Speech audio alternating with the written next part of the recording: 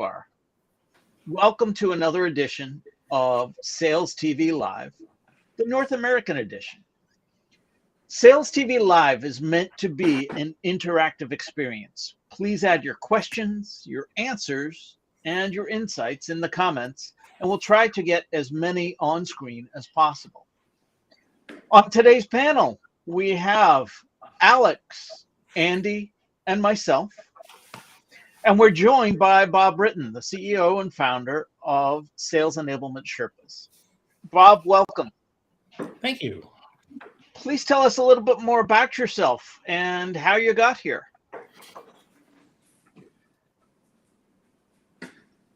I thought that was directed at Bob. Is it directed It was. Bob? Well, Bob, please tell us a little bit more about yourself. With the script. You're the main man here. Yeah, nobody wants to hear from us, really. Yeah. No, the problem is I'm hearing three different. Are you trying to watch the stream? While... No. I hear three. 8 in front of you talks. Oh. Okay. So that could be interesting. So when I speak, can you then hear me echo 3 times? Yes. Oh, jeez. Maybe you want to drop out and come back in, see if it fixes the problem. I may need to do that. Folks, if you don't mind, can I try it? Yeah, Go for it. Go for it. We'll just Hey, speak this is really live badly TV. about We you. can do whatever we want. Yeah, Okay. we'll fill in with some bad jokes. We have plenty of those. Well, mostly just the punchlines. Okay, I think I fixed it. Oh, excellent. All Okay, right. We're there now. Okay, just Great. So let's try that again. No, you're not. It's not work. Sorry, Bob. Couldn't resist that. We'll set the tone. We'll set the bar really low so you can exceed it. It's only up from here. Oh, so Bob, welcome. Thank you. Let's try it Please tell us a little bit more about you and how you got here. Okay. Bob Britton. I call myself the Sales Enablement Sherpa. I've been in sales, how old am I now? 59 and a half. So I've been in sales for 59 and a half years. I always say that we're come out of the womb selling. So we usually do. So what I do really is I help organizations take a look at the frictions that are actually occurring inside of their sales organizations and the system in which the sales organization is sitting, so that they can accelerate their attainment of their revenue. That's what I do. Sales enablement itself is, the definition of it is the identification and mitigation of frictions that are impeding top line revenue attainment. So that's really what sales enablement is all about. That's a pretty broad description of it, but that's what it is. It's very strategic. That's a definition of it for sure. I know you and myself have both been part of the Sales Enablement Society since its inception. And one of the running gags at this point is, how do we define sales enablement? And I say running gag because that came up at every single meeting. Whether it was a local chapter or a national meeting or whatever. And I finally came down to realize that if you ask 100 sales enablement professionals how to define sales enablement, you'll get 120 different definitions. Mm-hmm.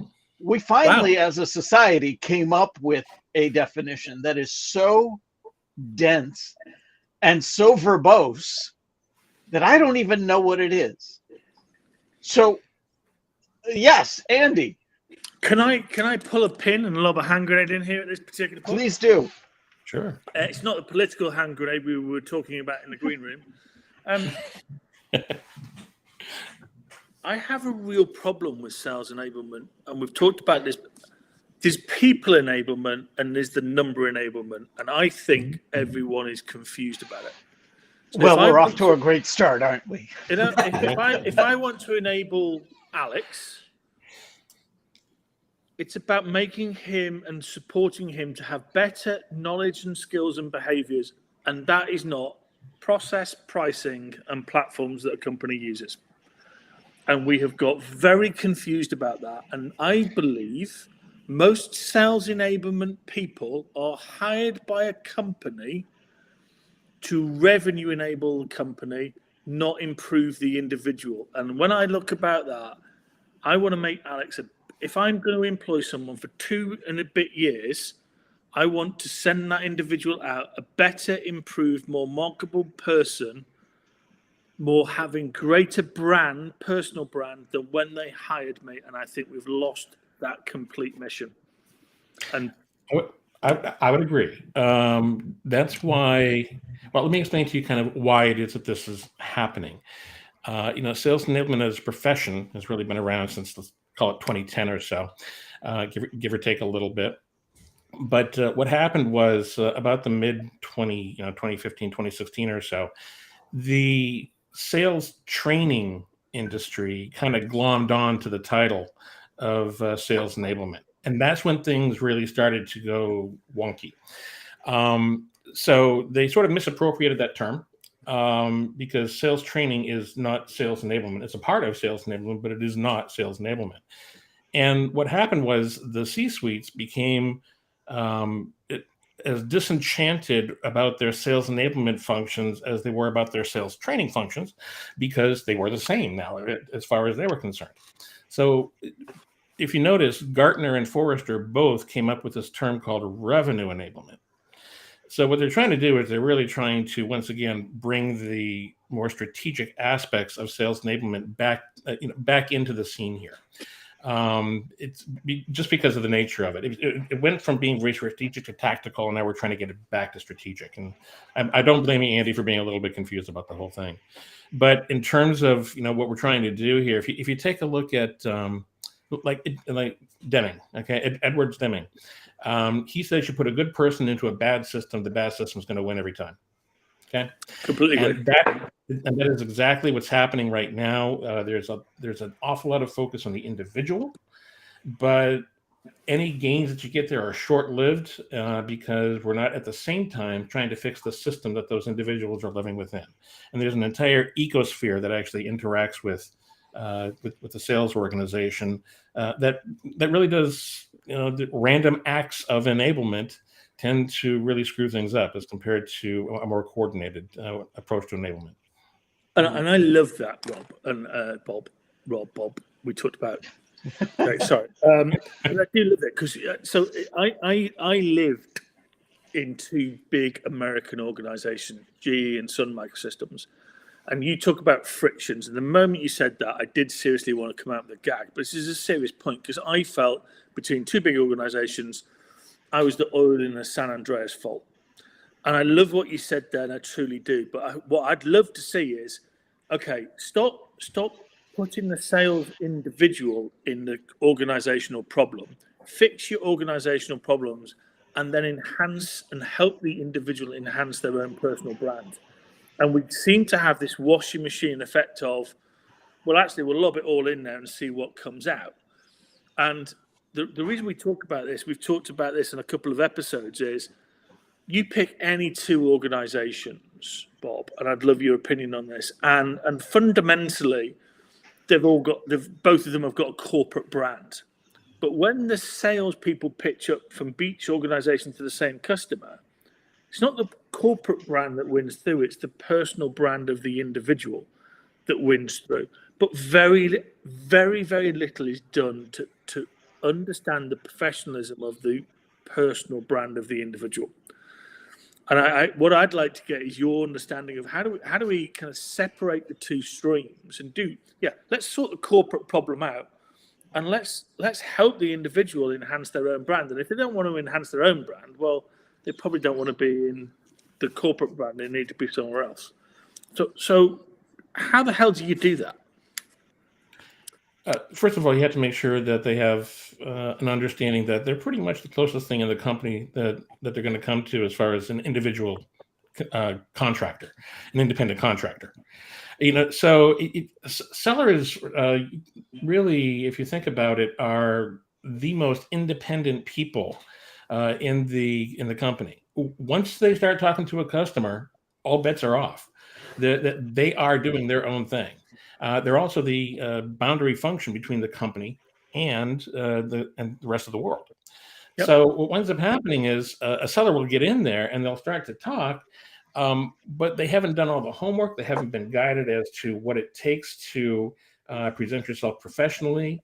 A lot of the times, really, let's face it, when you're talking to a customer, it's not about your company anyway. When you're first talking to them, it's about them. It's about the people you're talking to. So, what you have as a brand should be, my brand is to focus on you, the customer. That is what I do. The fact that we have a product here that can probably fix what it is that you have a problem with is secondary to the fact that you have a problem. So let's really diagnose this, make sure you understand your problem well, and what is a solution that will actually work for you. One of the things that I do, Andy, is I help them understand. I'll paint a picture for them. Picture your organization, when I'm talking to a customer, as a boat on a river. And that river is infested with alligators or crocodiles, whatever you want to use. But let's use an alligator. And they have an alligator climbing in over the transom right now. What that customer cares about is getting a gun and some ammunition in order to kill that alligator. Everything else is off the table, and they can make that happen. So the first thing that a seller has to be able to do is figure out what gun and ammunition that they need in order to kill that alligator. And that's where most sellers stop. What they forget to do then is say, okay, here's your gun, here's your ammo, who's your navigator? Because I want to get this boat away from the rest of those alligators that are also in the river. So what you need to do is you need to take that extra step and start to bring value to them. There's two types of value. There's a point in time value, and then there's the more temporal value where it's more in the future. And that's really where you can gain a lot of trust, a lot of respectability with them when you start to have those types of conversations with them. Mr. Navigator, where is it that you actually want to take your company? And then you can bring to the forefront the fact that they don't want to go over this fork in the river because there's a waterfall over there. Over here, there's some great fishing. It's calmer waters, and it's exactly the kind of fish that you're looking for. And now let's talk about lures and things that you can use in order to catch those fish. So that's the type of thing that we need to get to when it comes to sales.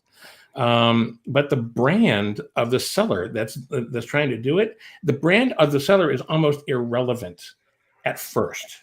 It becomes relevant as they start to develop that trust and respectability, because the brand needs to be about the customer, not necessarily the seller. So I agree up to a point. I believe in the world of the digital modern salesperson trying to be there. I believe the brand, particularly in consumer bias of the salesperson, is more important up front now than it ever was. Mm-hmm. So every organization on the planet trusts its seller to hit a number. Every buyer on the planet knows that the seller's interaction is to do something to hit that number. But to your point, what you're saying is actually you uncovered the alligator-infested water, and you said, actually, if you've engaged me to do problem solving A, but problem B actually is a bigger one, which is how do you actually get out of all of this and go somewhere else? Mm-hmm. Which is, I agree with completely and violently. But the problem is that no one believes that if you're a buyer, because what they look at is, I know you're here to sell me something. And actually, if I was to project, I'm not here. I'm here as Simon Sinek says this. We haven't said it on the North America. Sales is like dating. And you don't know in a modern world where you find dates on site. And by the way, I've been happily married for 25 years, just in case this goes viral. I don't do dating sites.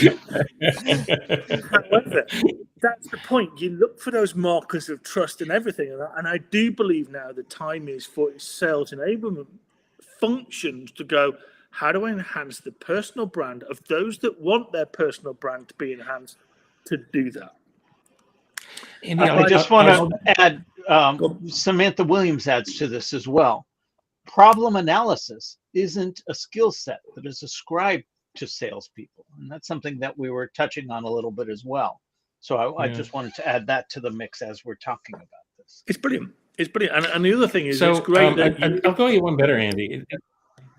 It's that we're now at a point where since salespeople are coming in later and later into a sales cycle, and the latest numbers that are out there are that, what is it, 75%, I think, is what's actually been printed, of people would rather not have a seller involved in the buying process at all. And actually, I've heard verbally that number is going up to about 83%. So we're at a point where it's becoming less about sellers and more about marketing. So you take a seller out of the mix, and it's a marketing. You're doing revenue generation by marketing. So really, the first time that a seller is going to get involved is going to be 70%, 80% of the way through, and that's only in a portion of them, because we're moving toward, since you mentioned digitization, we're also moving toward commoditization. So we're moving toward things being in a marketplace where sellers are not involved at all, where people simply find something that they need online. It's the buy from Amazon or buy from Dell type of paradigm that we're moving toward. So, but that's what does fascinating. that do for us? I think that is a number that we love, but we don't look at the number behind it. And the number behind it is 52% of transactions end up in no transaction. They end up in the status quo. So the issue is, you're right, people hold salespeople out, but over 50% of the time they look for a solution to their own described problem, it ends up in the status quo. Go back 30 years, and I know we're playing tennis over the same equal side, so it's almost, but go back 30 years, that wasn't a problem. They'd welcome you and I in and go, you know what, Andy, I think I've got an issue. Where do you think my issue is? And there was this whole piece. It's the distrust that corporations, and we found it out this morning by accident on the EMEA episode, is that actually corporations don't trust their own salespeople enough, which is back round to the things that you and I were talking right at the start of this. So why the hell do we expect buyers to trust us? And here's the really interesting point about this, and I put it out on LinkedIn. A buyer in company A works with a seller in company B, and we think that the trust issue is there. But actually, is the trust issue the fact that a buyer in company A doesn't work in an environment where his own organization trusts their own sales force? So he pitches up and goes, every seller that comes across my pitch, we don't trust their own salespeople. They don't hang around long enough.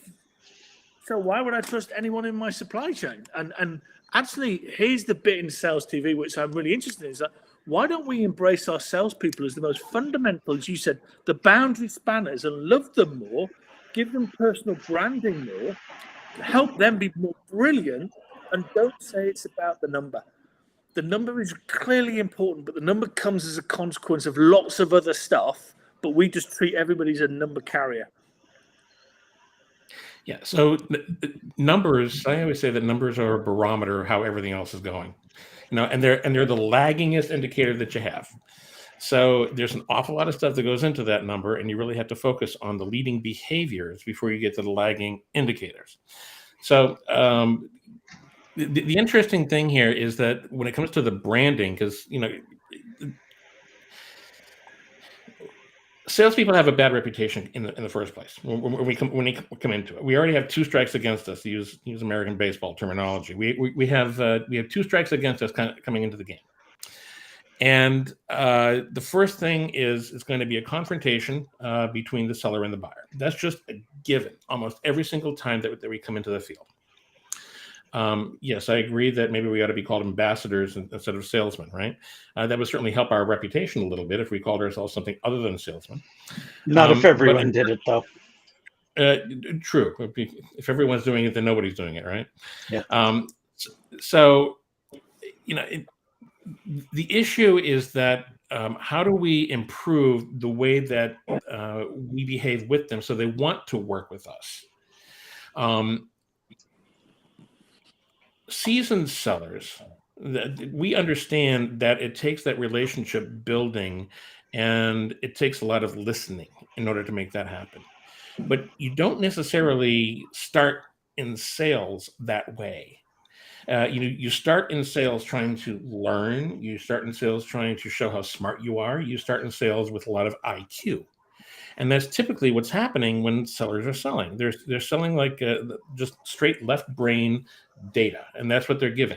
What they're not doing is they're not blending in EQ and the right side of the brain. We all know the adage that sales or buying is an emotional act. And to sign your name on the bottom line is emotional and is supported by all the facts that you have. The problem is that when we come in, Andy, as sellers and do nothing but talk about how smart we are, how great our product is, and how what we're doing is just simply providing more data to them, you immediately start with the confirmation bias. All the customer is doing is listening to you and saying, I either agree with you, I'll give you a little more time, or I disagree with you, and they completely shut you off because there's no emotional appeal there whatsoever. So from a branding perspective, what we need to do, and this coming back to the whole ambassador thing, is we need to really understand what it means to build EQ into the messaging. When's the last time that you ever take a look at, for example, some of the case studies in major organizations? They read like, here's our product, here's what we did for the solution, and here's how much money we actually were able to save you or help you attain. But that's what they're. Go ahead. Two things, Bob. I agree. So, but back to your marketing thing. If you were to take 6 companies in the same industry and took out specific words that might be for their product, most of the marketing messages today are the same. So actually, whilst people will go onto the websites and the people will go onto the World Wide Web and look for this data and everything else, it's not helping either because they're all pretty much the same. They are. Matter of fact, the stat I saw was that 64% of people cannot differentiate one vendor from another based upon their online footprint. So you add that brilliantly. I love this. It's like Wimbledon, isn't it? It's like Mexico versus golf. Hey, we're off. Shall I step in here? Yeah, you please. Shall I step in here because Adam Spear said you have an opinion, so you better have an opinion right now, mate, because he set you up. If you fail, Adam's going to be disappointed. Yeah, Adam. No pressure. Hello, mate. Good to see you pop up here. No, I think you're sort of set. I think you're trying to set it up, Andy and Bob. It sounds like you've got a kind of a clear view on the kind of the role of sales and the role of marketing. And to add to some of the stats,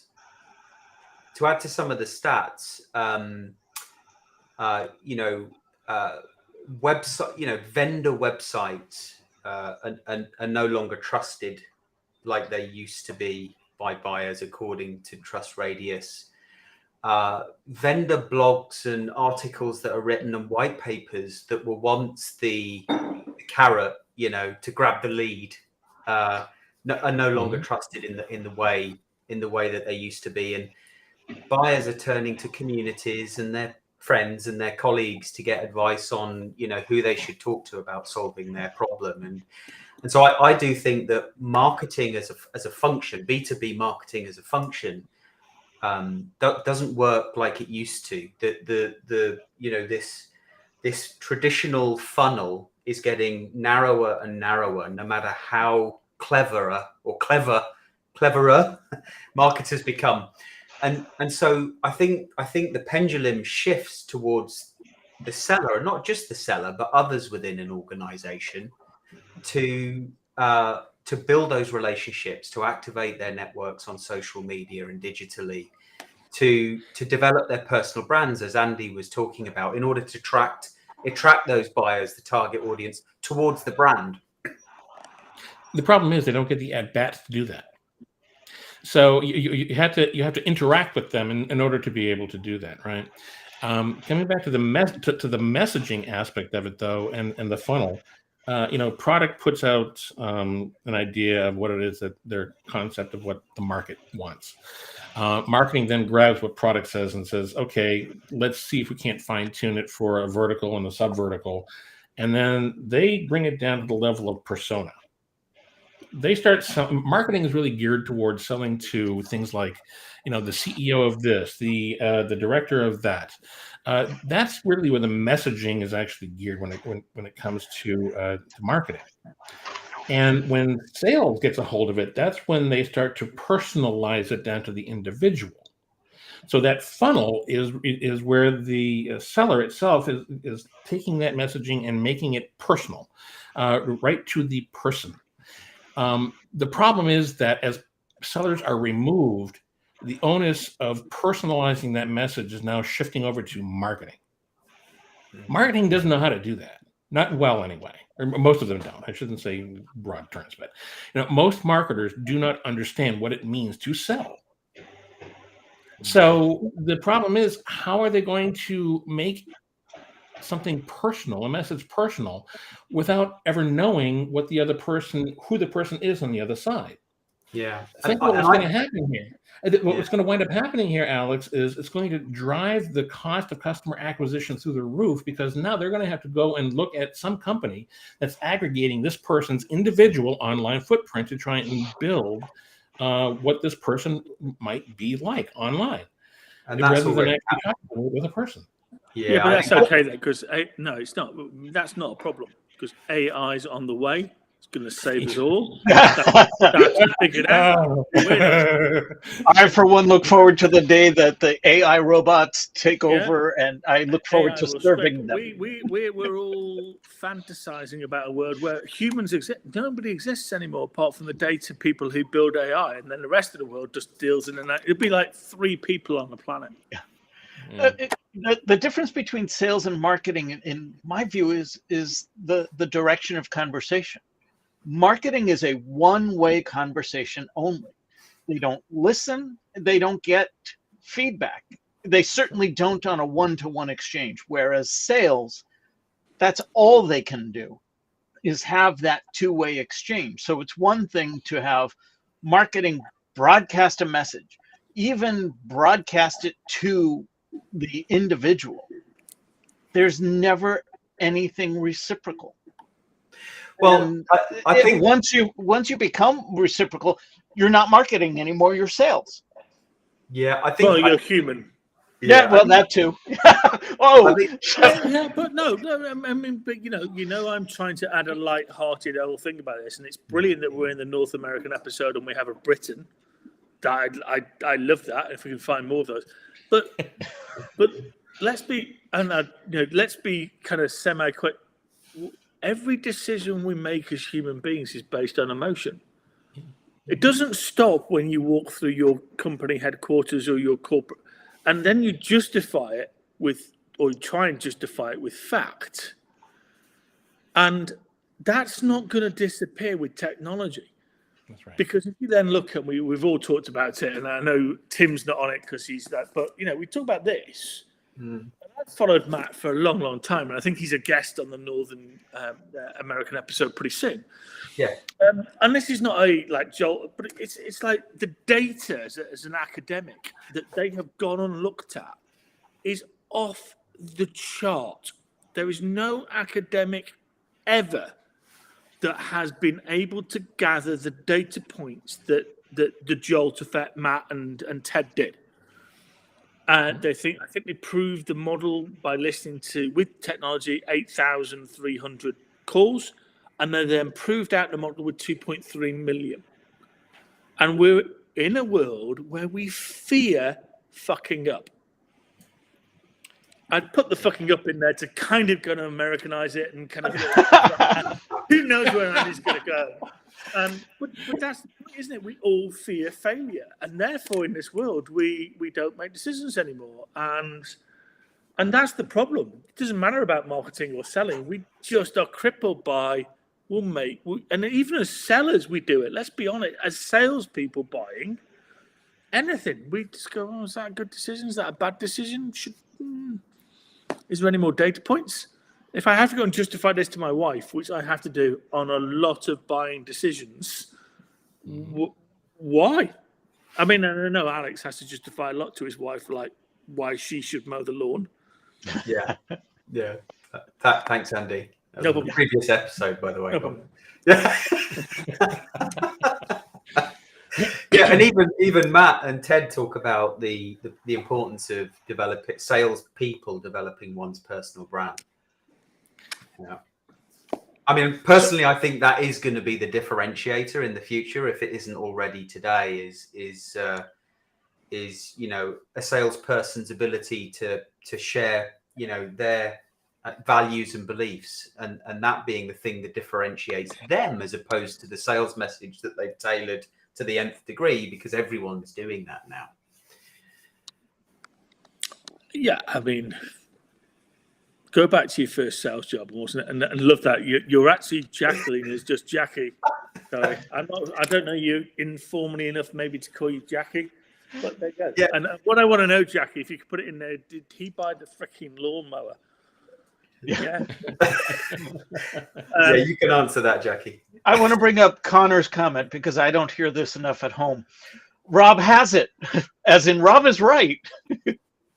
Marketing is a monologue and sales is a dialogue. Sales is more focused, but marketing has to be broad to reach marketing has to be a broad reach to gain attention. It's in their name. Marketing is speaking to the market. Yeah. Bob, we've uncovered a lot of different problems here.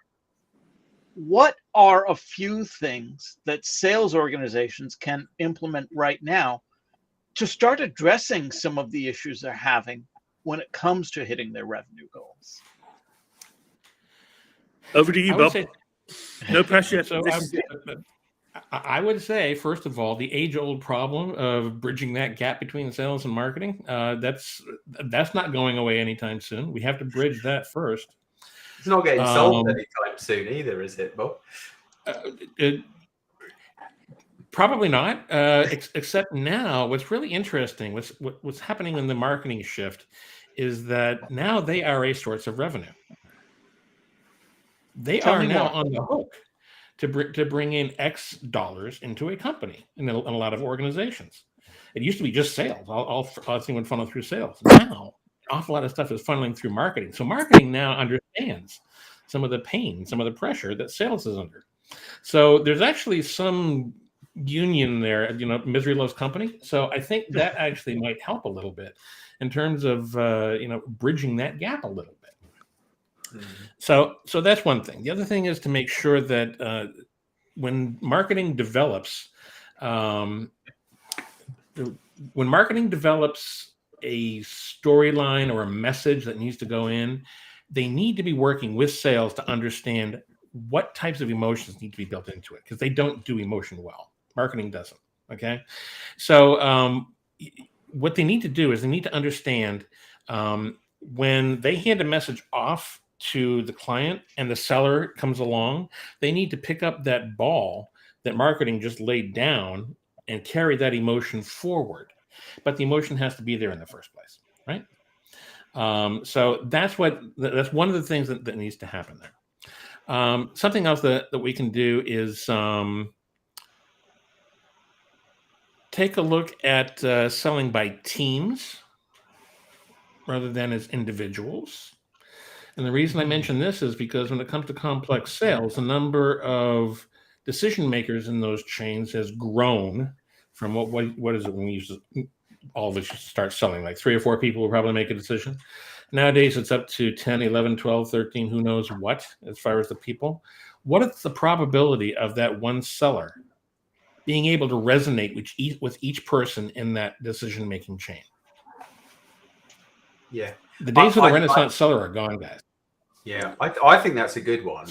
And to your point earlier, Andy, about developing personal brand, almost pairing them off. So if you've got like a salesperson, you might have a business development person, a pre-sales person, services, product, you name it.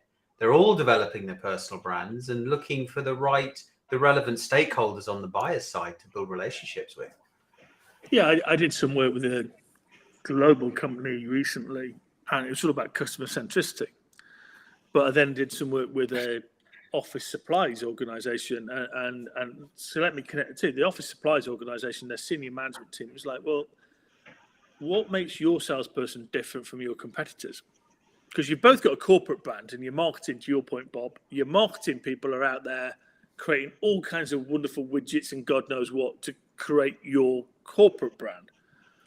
But when the salespeople, because all the salespeople from those different competitors will get in front of Rob, the customer, what enhances that corporate brand? And surely it's the brand of the individual that does that. And that's back to the sales enablement piece, which is that's not about their product knowledge. That's not about their pricing knowledge. That's not about their platforms and company processes.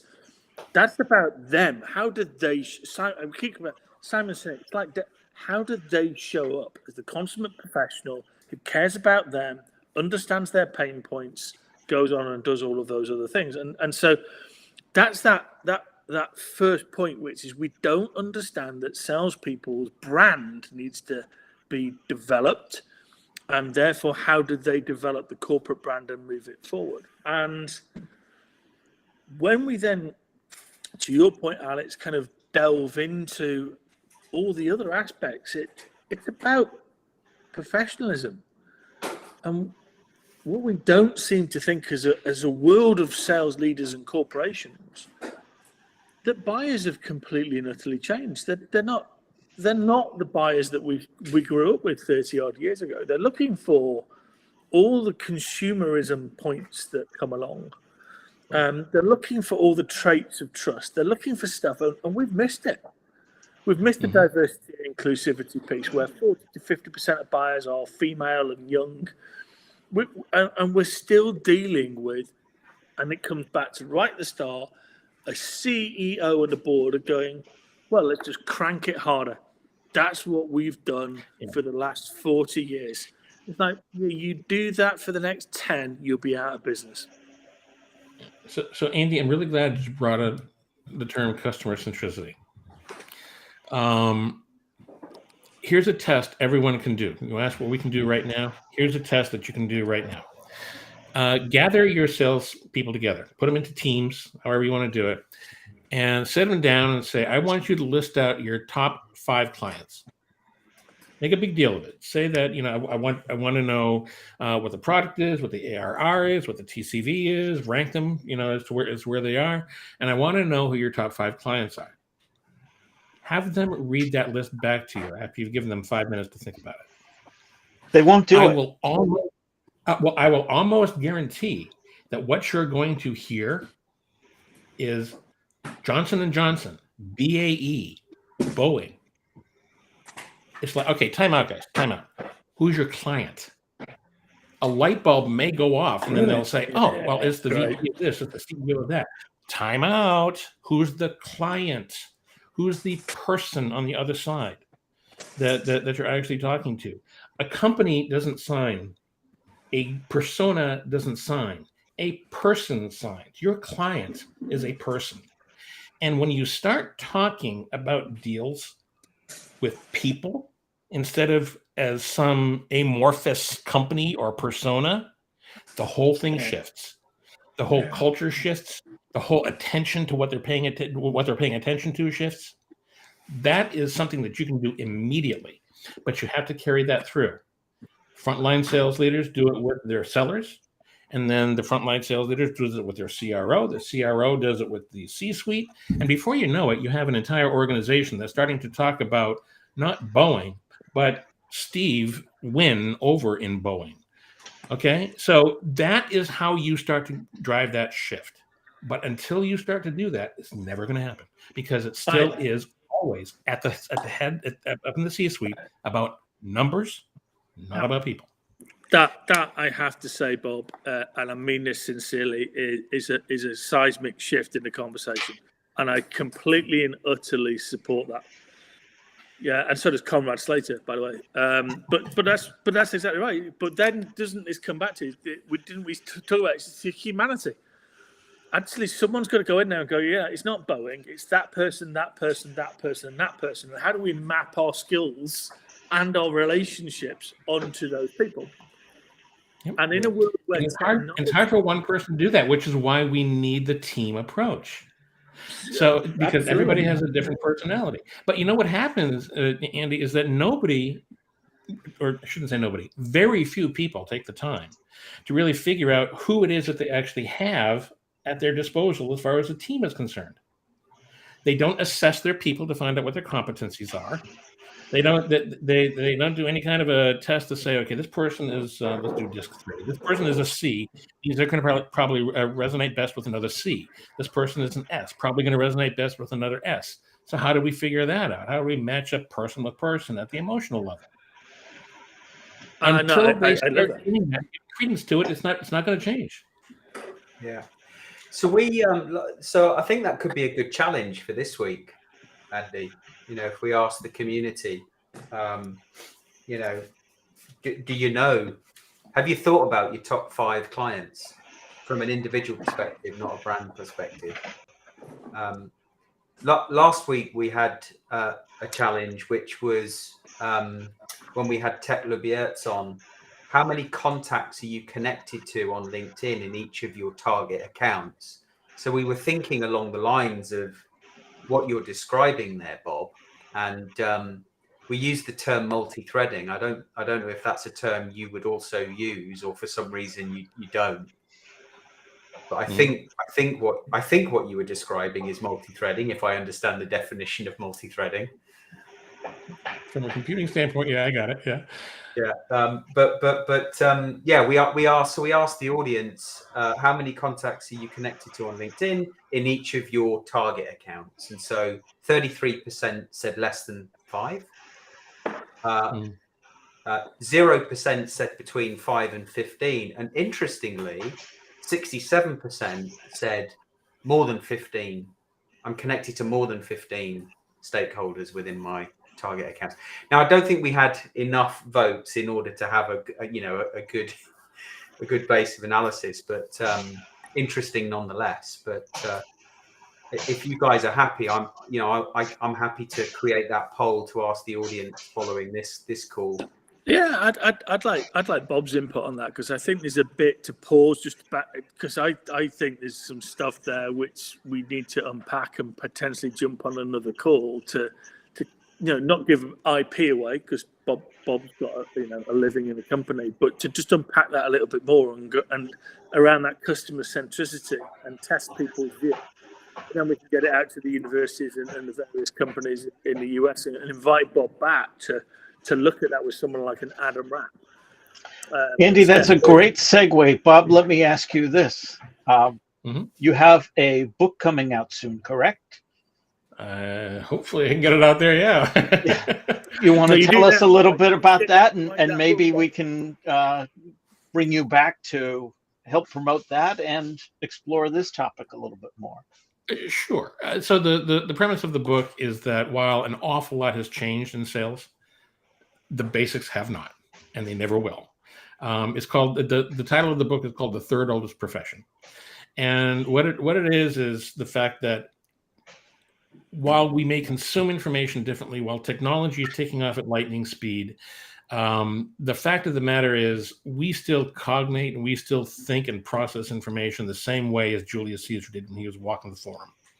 Okay, people have not changed. We evolve incredibly slow as compared to technologies. And what it takes in order for us to sell is to understand that we have been our own worst enemy in terms of pulling ourselves away from that human element and really understanding what a person is looking for when they're trying to buy something.